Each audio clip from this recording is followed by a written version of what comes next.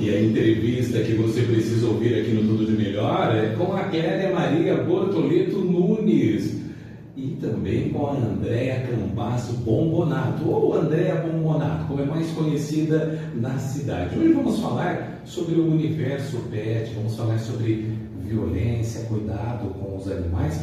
Bom dia, meninas, muito obrigado pelo aceite, sejam bem-vindas. Bom dia, muito obrigada pelo convite, é um prazer estar aqui com vocês.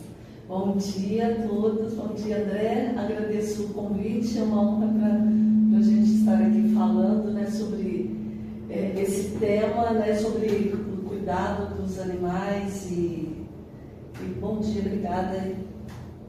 O convite foi muito carinhoso, mas num momento delicado. Nós temos visto uma sequência de casos de violências contra animais e na visão de vocês, o que explica esse aumento? É mais visibilidade das redes ou não? Estamos vivendo um momento em que as pessoas estão mais violentas, mais nervosas, mais agressivas. Qual que é a visão de vocês? A gente sempre viveu, a gente sempre teve muitos casos de violência contra os animais. Inclusive, essa é uma realidade muito triste das ONGs, ter que lidar com essas situações de maus tratos muito extremas. Eu até costumo falar que o emocional dos protetores de animais é uma montanha-russa de emoções. Assim. Ao mesmo tempo que você lida com casos extremos de violência, de maus tratos, e aí você desacredita da humanidade, fala, não tem jeito, olha cada atrocidade que o ser humano é capaz de cometer. E aí, do outro lado, no dia seguinte, chega um anjo e adota um animalzinho com necessidade especial, que está um idosinho que está há muitos anos na ONG, e aí você fala, não, dá para acreditar na humanidade, né? Tem pessoas boas. Então, os protetores de animais vivem essa montanha-russa de emoções diariamente. Então, é muito pesado, né? E as pessoas não enxergam isso, e muitas vezes as ONGs, elas trazem só o caso depois que já está resolvido. São coisas muito explícitas para a gente ficar trazendo a público, né? E infelizmente são casos muito recorrentes que a gente tem que lutar contra para impedir, né? Trazer penalidades mais firmes. E esses casos recentes, eles ganharam uma visibilidade muito grande, né? Devido às situações ali que elas aconteceram. Mas que bom que elas vieram a público. Elas precisam vir a público.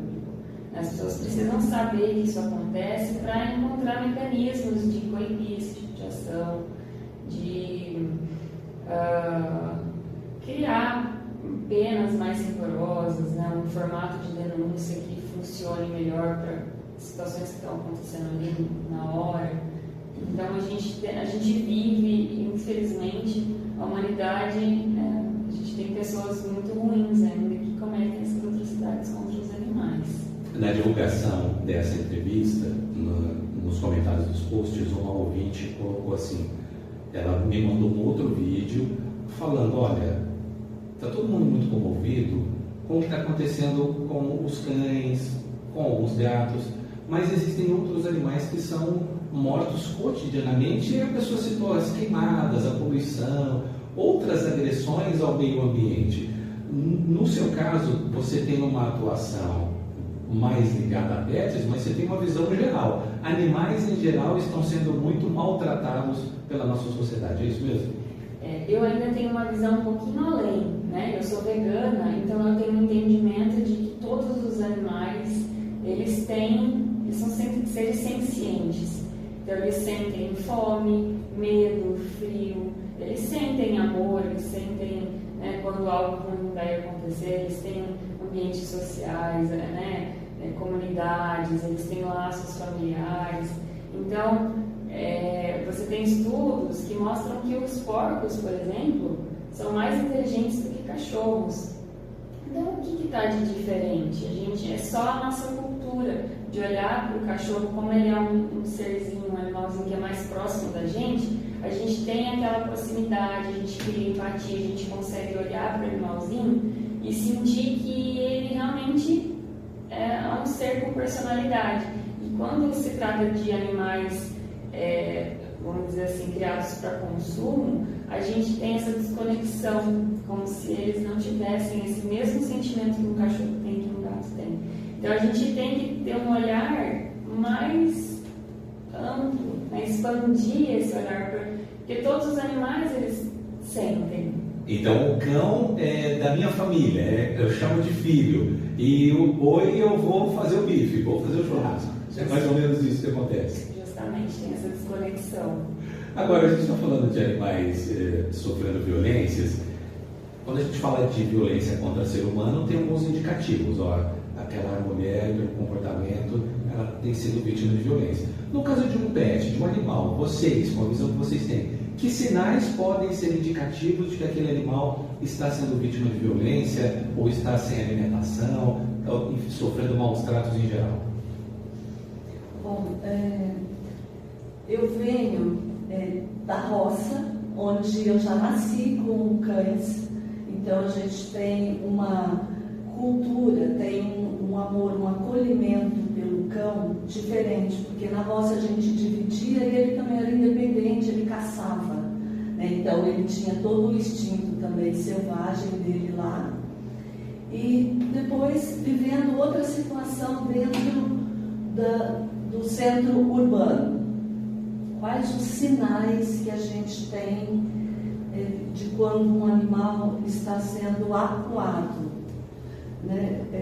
Ele tem medo de você, ele fica mais retraído, ele quase não interage, ele fica um animal mais tímido.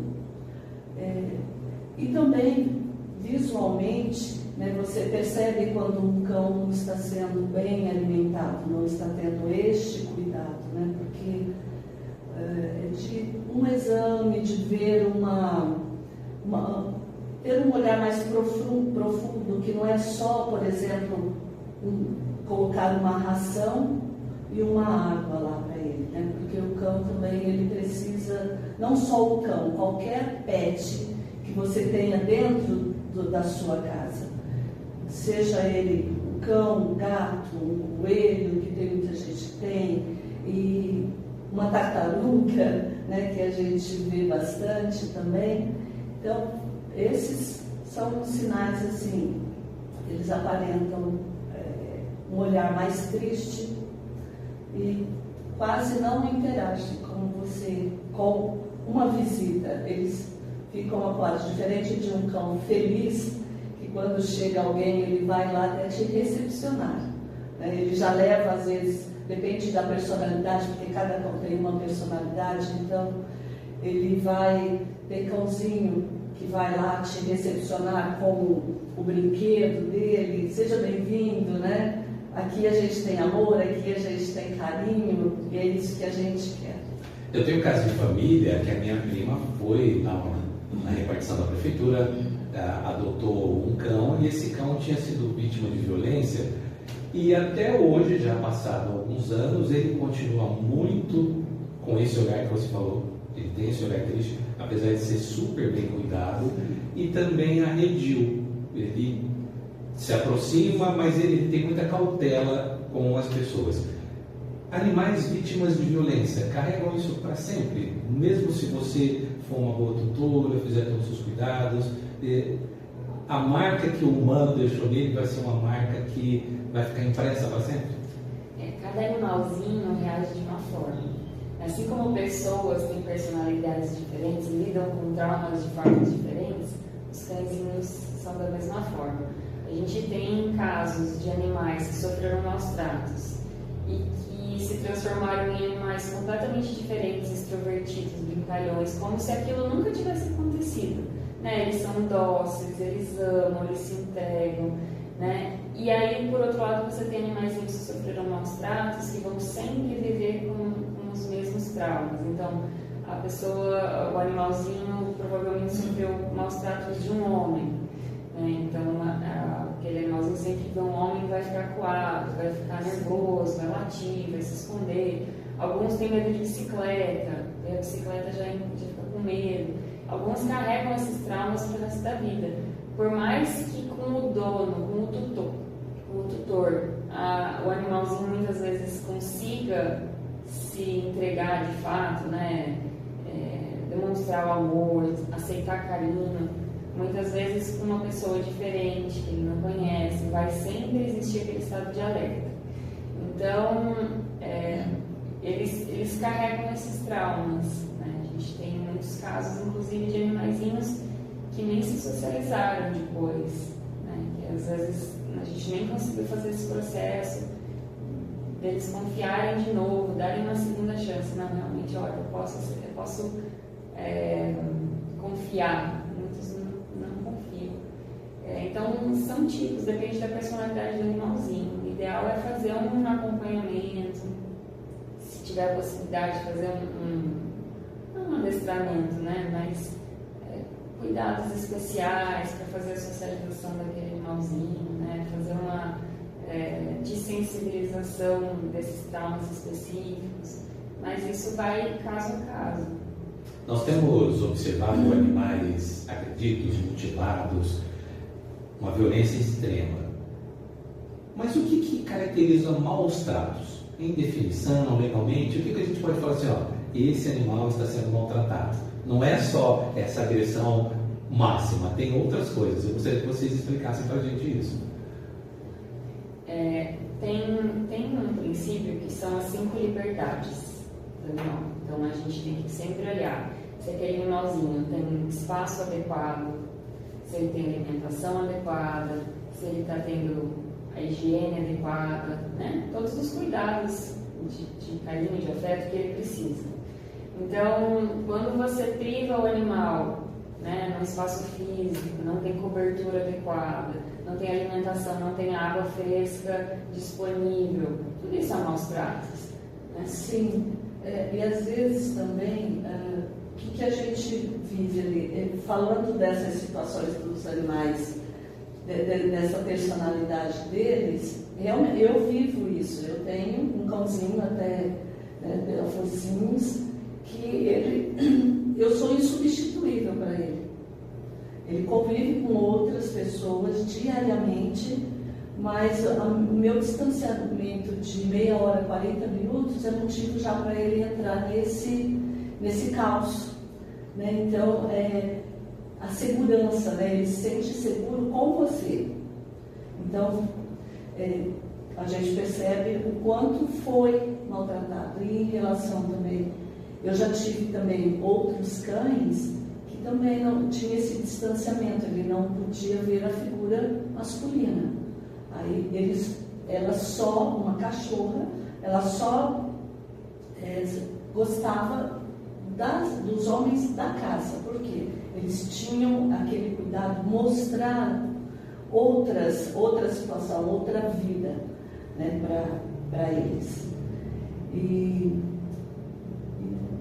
Você citou Focinhos e a Andréia, que é engenheira ambiental, e vai lá e funda uma ONG, Focinhos S.A., que já tem uma caminhada grande na cidade. Como que foi esse despertar? Por que essa necessidade? Conta um pouquinho da trajetória da Focinhos. A ONG ela foi oficializada em 2011, mas a trajetória ela vem desde muito cedo. Quem fundou a ONG foram as minhas irmãs e eu, né? E a gente, desde pequena, pega bicho na rua e leva para casa. Sempre, muitos. E a minha mãe ficava maluca, coitada. Mas quando chegou o momento que a gente estava com muitos animais, a gente estava na época com 24 cães dentro de casa, e a gente sempre bancava tudo do nosso bolso, né? No máximo alguns amigos próximos que contribuíam. E quando a gente chegou nessa marca aí de 24 animais, a gente falou, não, é melhor a gente oficializar o trabalho, para que a gente consiga ter uma visibilidade maior, ter uma credibilidade maior, né? Conseguir de fato ter parceria com clínicas, parceria com fornecedores, com distribuidoras, para conseguir viabilizar o trabalho de uma forma mais eficaz, né? E aí nesse trabalho, nesse período, né, 2011 para cá, quase 15 anos de atuação, a gente já resgatou mais de 4 mil animais, a gente já castrou mais de 6, 7 mil animais. Então é um trabalho de formiguinha, parece muito esse número, né? Mas ele é de formiguinha, porque se você pegar uma estimativa hoje para Ribeirão Preto, não é nem a nosso Brasil todo, não, para Ribeirão, 300 mil cães e gatos nas ruas. 300 mil. É muita coisa. Numa população de humanos de menos de 800 mil, pouco mais de 700 mil, só cães e gatos ou metade praticamente. É muita coisa. Mas o que leva a essa quantidade de animais assim? Porque se eu sou um tutor, eu vou cuidar de vacinação, vou cuidar de castração. Por que tem tanto? São aqueles que já estavam em situação de rua e que foram se multiplicando? Ou são aqueles que os tutores não deram conta, deixaram na rua e aí aumentou a multiplicação? Como que é essa fórmula aí? Quando você fala, se eu sou um tutor, eu devo dar castração, vacina, a gente está tomando por base o ideal. As pessoas não necessariamente agem dessa maneira. Infelizmente ainda falta muita informação, as pessoas não castram seus animaizinhos, mas tem muito abandono. Os animaizinhos das ruas se reproduzem numa velocidade muito grande. Então, por exemplo, cãezinhos se reproduzem a cada 6 meses, gatinhos a cada 4 meses. Então, se você pensar que cada ninhada tem, vamos supor, 6 filhotes, metade for fêmea, né, com 6 meses, quando ela tiver já em idade fértil, esses 3 filhotes também vão ter novos cios e novas crias, e você começa a multiplicar isso com uma velocidade muito grande. Quando a gente começou, vamos por 10 anos atrás, a estimativa era de 100 mil animais nas ruas. Então a gente não tem política pública para castração em massa desses animais. A gente vê países como a Holanda, que conseguiu zerar o número de animais das ruas, é porque eles tiveram políticas públicas de castração desses animais que estão nas ruas, não só os que têm casa, né, os que estão realmente com seus tutores. São as duas coisas, são as duas frentes, né? Hoje nossa legislação entende que os animais eles são responsabilidade do governo. O animal está na rua, é responsabilidade do governo. E as ONGs, elas vêm cumprir um papel que nem deveria existir, né? Quando aumenta muito a quantidade de ONGs, significa que o poder público você está trabalhando pouco. Justamente. Geralmente é isso, né? As ONGs vêm para tampar um buraco. E a gente atua muitas vezes com uma cobrança, um nível de cobrança da população, como se fosse nossa obrigação fazer, nossa obrigação resgatar, sendo que a gente faz tudo por conta. Não existe verba pública, não existe emenda parlamentar, não existe fundo para bem-estar animal. A ONG de animal, diferente de, por exemplo, instituições para idosos, para crianças, que você tem verbas específicas para entidades que cuidam, né, desses setores, os de animais não tem. Então, as pessoas, ao invés de cobrar diretamente a prefeitura, o Estado, a União, eles cobram as ONGs. Porque eles encontram, a história acontece assim, eu tenho uma situação, um animal foi atropelado na rua, eu vou encontrar alguém de ONG, e se eu ligar na prefeitura, geralmente eu não vou encontrar, no Estado eu não vou encontrar, na União eu vou encontrar, mas muitas pessoas se elegem em todos os níveis com os animais na campanha. Hoje falou que eu sou amigo, tira foto, publica lá, ganha o voto. E depois, não implementa a política? O que está faltando? Cobrança das ONGs, cobrança da sociedade organizada, da população em geral. Como que a gente consegue reverter esse quadro de apatia dos poderes? Esse quadro, infelizmente, a causa animal dá muita visibilidade. Então a gente vê muitas pessoas na política que usam a causa animal como palanque, né? Então tem todo aquele discurso de eu amo os animais. E quando chega na prática, a hora que eles são eleitos, essa pauta fica em segundo plano.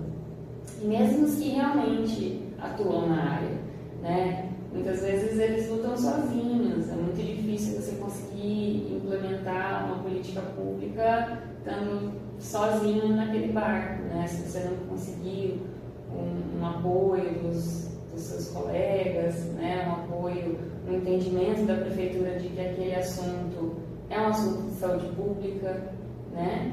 Muitas vezes o governo olha a como se fosse um assunto secundário, sem esquecer que é saúde pública, né? Você vai trazer risco de contaminação, transmissão de doenças, mordeduras, acidente de trânsito. Você tem muitas frentes para olhar. Se o governo não se comove com o animalzinho de fato.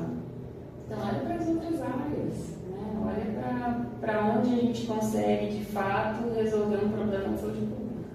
Nessa caminhada na Focinhos, você encontrou muitas pessoas, encontrou a Clélia, que agora há pouco falou que cuida, que o seu animal, o seu pet precisa da sua presença constante. E como que você organiza a sua vida? Você que é uma profissional muito atuante, além de tudo tem uma vida de voluntariado também no Rotary, participa de outros momentos. Como que dá para conciliar a agenda com essa nova família que você tem ali, com esses novos integrantes da sua família? André, a vida ela vai colocando os desafios e você vai se moldando a ela, né? Hoje eu tenho o privilégio de poder levar o meu pet, não todos, né? Porque eu tenho outros pets, eu tenho pets de vários tamanhos, né?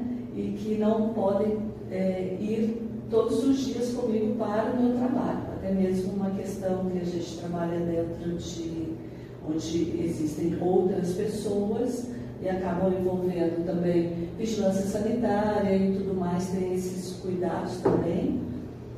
Mas normalmente de 1 a 2 pets sempre estão comigo no trabalho. Hoje eu levo, e que é muito bem aceito e que traz assim uma harmonia muito boa para o ambiente do trabalho, né, com a equipe que eu tenho. Também sou agraciada por uma equipe que também gostam de animais, né? Nós temos ali diversos animais que eles também cuidam, tudo, então tem esse olhar também carinhoso e a gente acaba vivendo aí, se adaptando. Então esse para o trabalho, mas eu também tenho o outro lado da vida também, que às vezes eles me acompanham, que tem todo o cuidado, a adaptação de onde eu posso deixá-los ali por 1 hora, às vezes. E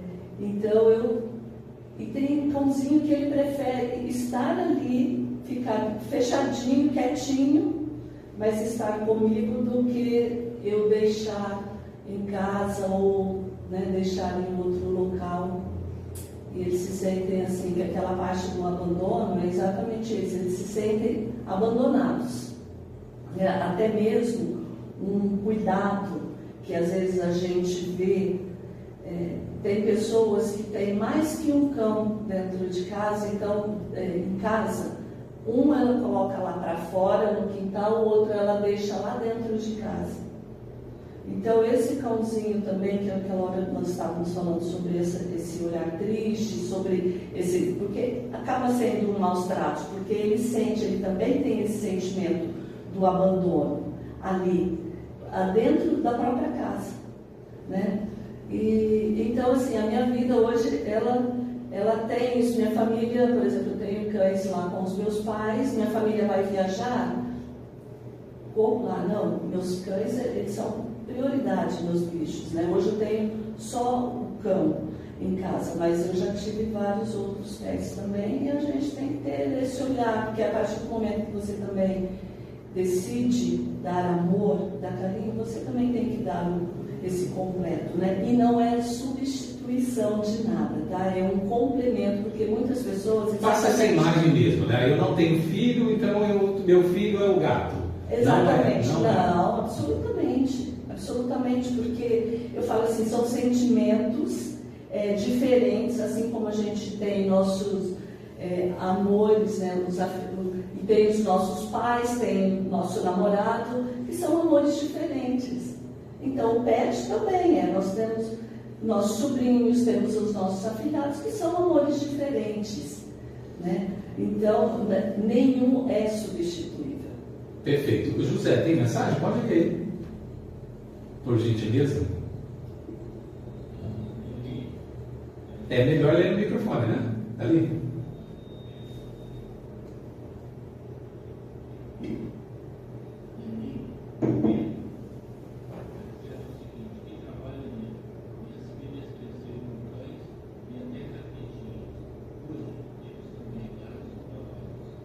Ô Nelly, muito legal, hein? Um abraço para as suas filhas, uma família então de cuidadores, né? Uma família que tem essa vivência. Mas Andréia, vamos fazer um exercício agora? Você falou agora há pouco, ó, tem que ter espaço, tem que ter higiene, tem que ter alimentação. Eu estou ouvindo o programa Tudo de Melhor, nesta manhã de sábado. Puxa vida, essa Andréia, gostei dela, hein? Essa Cléria. Ah, eu queria adotar um animalzinho também, eu vou adotar. O manual de quem quer ser um bom tutor. Antes de adotar, antes de eu chegar lá na feira, na atividade que você tem daqui a pouco, antes de me apaixonar por aquele pet, o que eu tenho que ter em mente? A adoção, ela tem que ser uma adoção responsável. O que significa isso? Eu vou pegar, vou avaliar a minha vida. Esse animalzinho cabe na minha vida nesse momento? Eu tenho condições financeiras de comprar uma ração de qualidade todo mês, de dar vacina e atendimento veterinário sempre que precisar, né? A vacina uma vez por ano. Eu tenho condições, quando eu for viajar, eu tenho uma rede de apoio, eu tenho um local para deixar esse animalzinho em segurança para poder viajar. Tudo tem que ser analisado, né? Eu tenho um espaço físico que comporte esse animalzinho, né? Se eu for adotar um gatinho, ter lá o apartamento primeiro, ter lá a casa primeiro, para garantir que esse animalzinho não fuja, né? Sempre tem que ter esse olhar de uma autoavaliação, de entender se esse é o momento adequado, se eu tenho estrutura física para receber aquele animalzinho, se eu tenho uma condição financeira de receber ele com as condições que ele merece, né? Essa, eu até costumo principalmente, eu acho que o inicial é você ter a disponibilidade do amor para doar, né? Que eu acho que é o ponto principal, porque o que a gente vê muito, às vezes, aí na sociedade, eu vou adotar um cãozinho, por quê? Porque tem uma visão, vou me posicionar diferente numa sociedade. Mas ele está ali só para olhar, olha, ela adotou um cão, né? É uma boa pessoa, mas não é. O cão, não só o cão, o pet em geral, ele necessita desse amor. Então, você, em primeiro lugar, você tem que ter um amor disponível para fazer essa adoção. E aí entra o outro lado, que é o lado da nossa avaliação. No momento em que a pessoa chega querendo adotar um animal, a gente vai fazer uma entrevista com essa pessoa, para tentar entender se essa pessoa já teve outros animais, o que aconteceu com esses outros animais, né? E muitas vezes a gente nega a adoção, a gente entende que aquela pessoa não é a pessoa adequada para aquele animalzinho. Então, se a pessoa chega para mim e fala, você já teve outros animaizinhos? Já. O que aconteceu com eles? Eu tive que mudar de casa e eu dei para deixar. Então... Já acende para você um sinal de que aquela pessoa, na primeira dificuldade, ela vai abrir mão do animalzinho. Então, assim, a gente tem todo um cuidado de resgatar o animalzinho de uma situação crítica, né? Fazer todo o tratamento, socialização, todo um trabalho de reconquistar aquele animal para disponibilizar ele para adoção. Eu quero ter plena certeza de que aquele animalzinho vai para uma casa, vai para um ambiente em que ele vai estar seguro, que ele vai receber tudo que ele precisa e que ele não vai ser abandonado, que ele não vai ser deixado de lado, né? Ao que a Clélia falou, vem a complementar, né? A gente tem que dar atenção para aquele animalzinho da mesma forma que a gente tem que dar, fornecer suprir as necessidades básicas. José, tem mais mensagem chegando? Só aumenta o retorno aqui do estúdio para a gente ouvir você. Pode falar.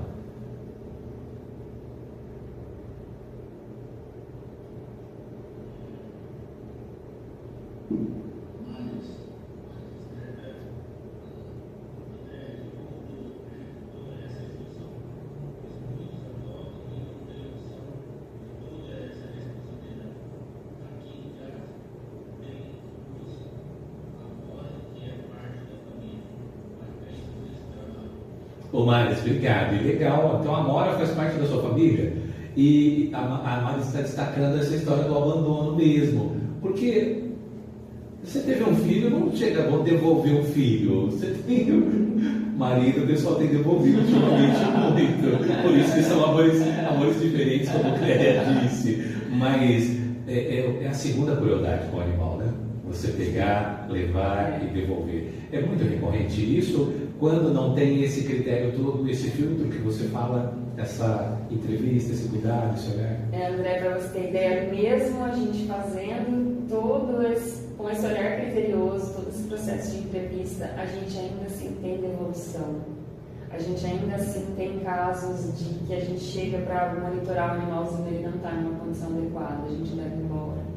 Então, assim, a gente faz tudo que está ao nosso alcance para filtrar, mas a gente não consegue prever o futuro. A gente, infelizmente, a gente faz o possível para fazer uma triagem. Até mesmo porque a gente vê assim, quando a pessoa às vezes adota, às vezes um cão jovem, então ele está todo cheio de vida, ele brinca, ele corre, ele pula, ele interage com você.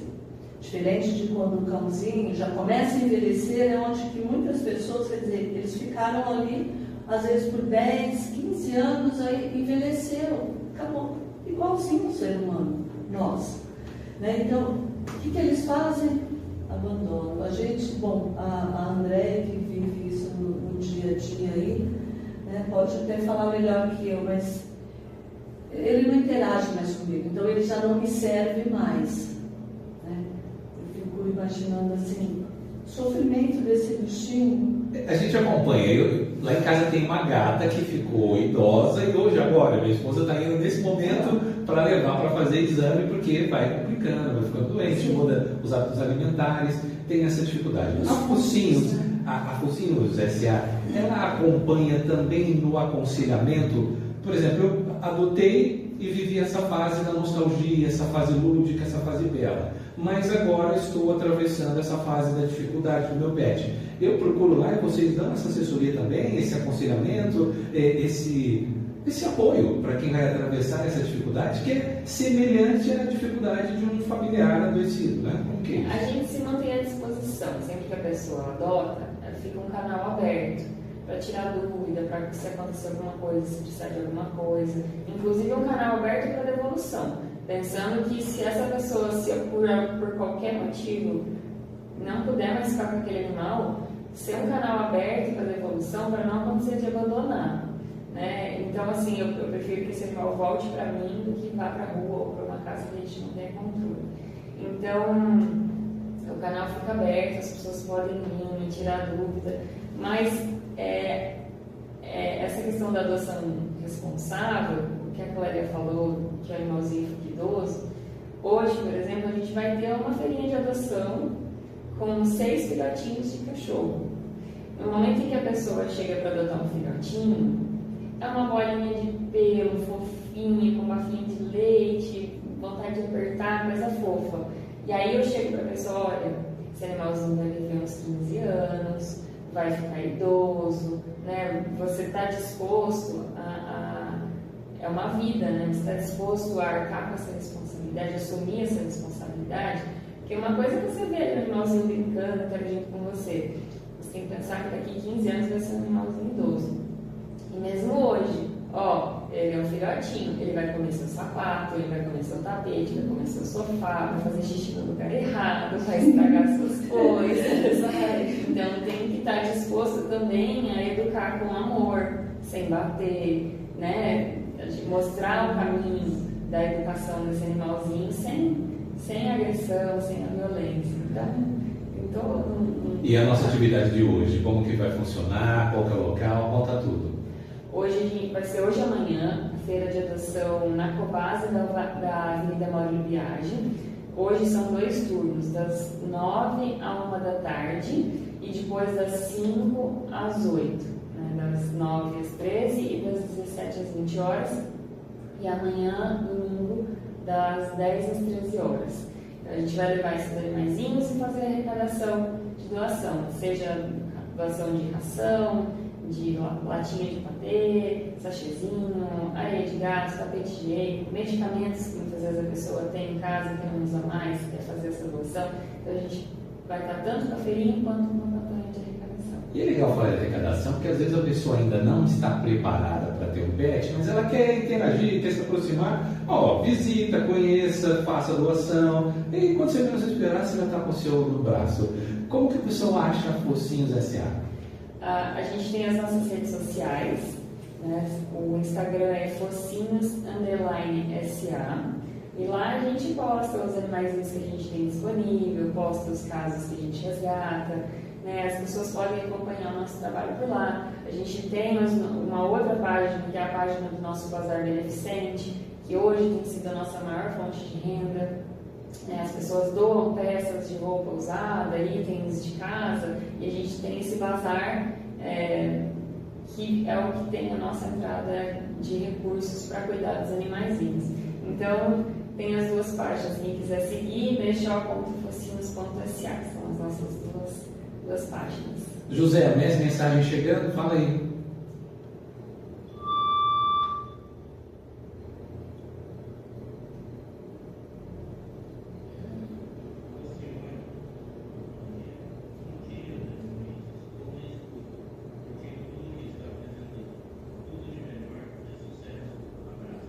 Ô, Alcione, muito obrigado pela audiência, pelo carinho, tá? Legal. Ô, Alcione, você gravou também, você fez um trabalho musical muito bonito, cantando músicas infantis e algumas músicas que falam de animais, né? Vou tocar aqui no programa, tá? Combinado?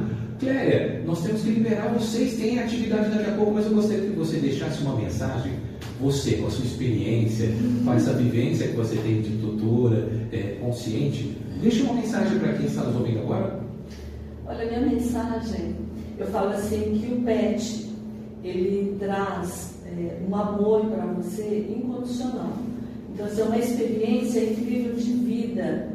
Se você ainda não tem essa experiência, e às vezes pode até ficar, às vezes, um pouco com receio, não deixa passar.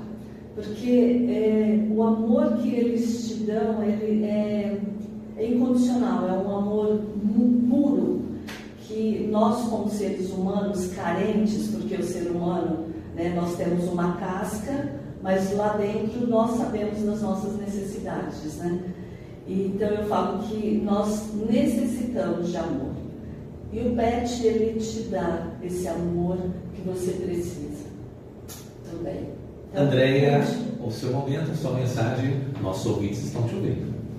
A minha mensagem é para as pessoas olharem para os animaizinhos que estão há muito tempo disponíveis para adoção, né? É muito fácil olhar para um filhotinho e querer adotar, mas e os adultos? E os idosos? E os animaizinhos que têm doenças crônicas, que tomam medicação contínua, que têm alguma necessidade especial? Né? De repente abrir o coração para receber esses animaizinhos em casa, que com certeza eles vão levar muito amor, muita alegria, e vão ser assim a peça que faltava na vida, porque eles têm muito amor para dar. Muito obrigado no Tudo de Melhor. Nós conversamos com a Clélia Maria Bortoleto Nunes e com a Andréia Campas Bombonato. Falamos sobre esse universo pet, esse mundo, essa relação tão gostosa. Tem uma última mensagem? Então fala rapidinho que eu tenho que liberar nossas convidadas. Vamos lá.